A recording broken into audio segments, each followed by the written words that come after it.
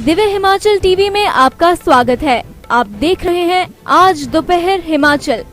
आइए शुरुआत करते हैं दोपहर तक की कुछ चुनिंदा खबरों से। अब आई कार्ड दिखाने पर ही मिलेगी कहलूर इंडोर स्टेडियम में एंट्री।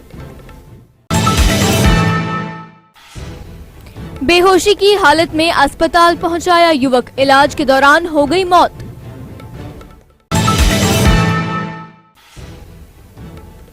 सरकारी भूमि पर कब्जों के अधिकार को मान्यता देने वाले कानून की बहाली में देरी क्यों? राष्ट्रीय मुद्रीकरण पाइपलाइन के खिलाफ युवा कांग्रेस का प्रदर्शन, राज्यपाल को भेजा ज्ञापन। और अब खबरें विस्तार से। बिलासपुर की गोविंद सागर झील किनारे स्थित कहलूर इंडोर स्टेडियम में अब आई कार्ड पर ही प्रवेश मिलेगा। वहीं स्टेडियम में खेल गतिविधियों में भाग लेने वाले प्रत्येक खिलाड़ी का लेखा जोखा खेल विभाग के पास होगा। इसके लिए विभाग ने नई व्यवस्था लागू की है। हाल ही में उपायुक्त बिलासपुर की अध्यक्षता में जिला खेल परिषद की बैठक हुई, जिसमें लुहणु खेल परिसर के जीर्णोद्धार को लेकर चर्चा की गई। इस बारे में जिला युवा सेवाएं एवं खेल अधिकारी रविशंकर ने बताया कि नई व्यवस्थाओं के तहत इस स्टेडियम में वर्ष 2014 की तर्ज पर पंजीकरण व मासिक शुल्क लागू किए गए हैं। वहीं इस स्टेडियम की देखरेख की जिम्मेदारी कबड्डी कोच रतन लाल ठाकुर को सौंपी गई है। इंडोर स्टेडियम में स्कूली बच्चों के पंजीकरण के लिए 150 रुपए निर्धारित किए गए हैं, जबकि अन्य लोगों के लिए ये शुल्क 300 रुपए होगा। वहीं स्कूली बच्चों से 300 रुपए व अन्य लोगों से 500 रुपए प्रतिमाह लिए जाएंगे।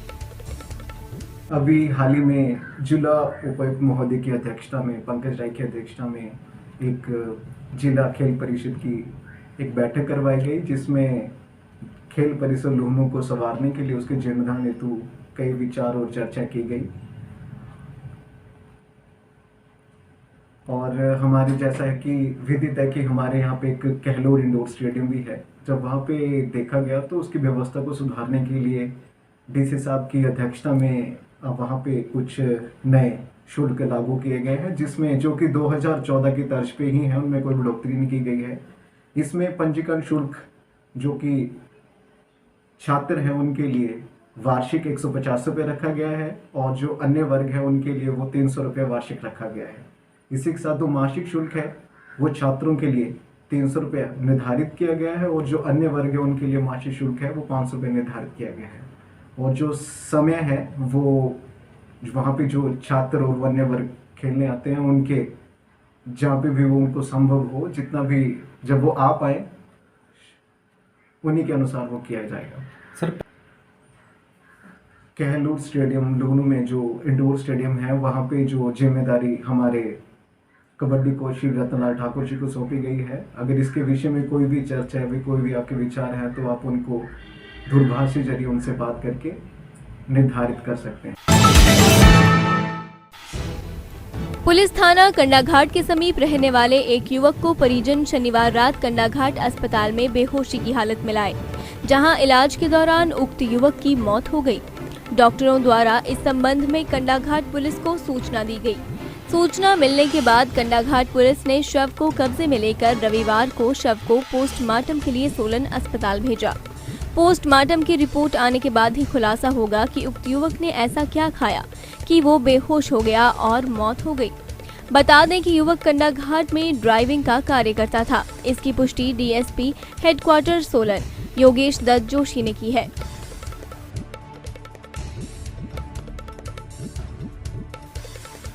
दिव्य हिमाचल टीवी के लिए कंडाघाट से ललित वर्मा की रिपोर्ट।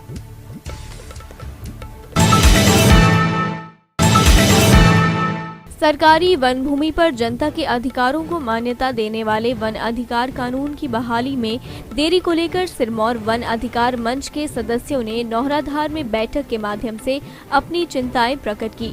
गौरतलब है कि वन अधिकार कानून, जो कि भारतीय संसद द्वारा पारित एक महत्वपूर्ण कानून है, के क्रियान्वयन में हिमाचल प्रदेश के बाकी प्रदेशों से बहुत पीछे है, जिसमें सिरमौर जिला सबसे पिछड़ा क्षेत्र है।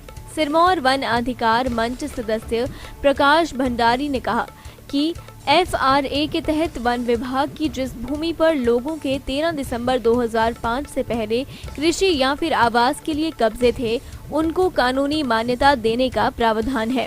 सिरमौर के समुदाय इस कानून में अन्य परंपरागत वन निवासी की श्रेणी में आते हैं और इसके अंतर्गत पात्र दावेदार हैं। इसके अलावा कानून में वन विभाग के सामूहिक उपयोग, घास, चारा, ईंधन आदि के लिए सामूहिक अधिकार भी प्राप्त किए जा सकते हैं। पच्छाद युवा कांग्रेस ने केंद्र सरकार की राष्ट्रीय मुद्रीकरण पाइपलाइन के खिलाफ राजगढ़ में रोष प्रदर्शन किया और SDM राजगढ़ के माध्यम से राज्यपाल के नाम एक ज्ञापन भी सौंपा। रोष प्रदर्शन में जिला सिरमौर युवा कांग्रेस अध्यक्ष वीरेंद्र जाल्टा विशेष रूप से उपस्थित रहे। वीरेंद्र जाल्टा ने कहा कि राष्ट्रीय मुद्रीकरण पाइपलाइन एक देश बेचो योजना है। जनता के खून पसीने की कमाई से बनी सरकारी संपत्तियों को मोदी सरकार अपने 4-5 पूंजीपतियों को बेचना चाहती है। जैसे जैसे सरकारी संपत्तियां निजी हाथों में जाएंगी, युवाओं के लिए रोजगार के अवसर खत्म होते जाएंगे। उन्होंने कहा कि यदि मोदी सरकार ने सरकारी संपत्तियों को कौड़ियों के दाम बेचना बंद नहीं किया तो युवा कांग्रेस उग्र धरना प्रदर्शन ही नहीं करेगी, बल्कि केंद्र और प्रदेश सरकार के पुतले भी फूंके जाएंगे। जिस तरह से केंद्र सरकार ने राष्ट्रीय मुद्रीकरण योजना का आरंभ किया है, वो एक भारत बेचो अभियान है। आधिकारिक तौर पर केंद्र सरकार ने भारत बेचो अभियान शुरू किया है, जिसके खिलाफ आज युवा कांग्रेस, पच्छाद युवा कांग्रेस सड़कों पर उतरकर जिसका विरोध कर रही है। और आने वाले समय में यदि ये जो केंद्र की सरकार ने जो सरकारी संपत्तियां इसको बेचना बंद नहीं किया, तो आने वाले समय में युवा कांग्रेस सड़कों पर उतरकर पूरे प्रदेश के अंदर धरना प्रदर्शन करेगी और अगर जरूरत पड़ी तो केंद्र सरकार और राज्य सरकार के पुतले भी फूंकने का काम करेगी।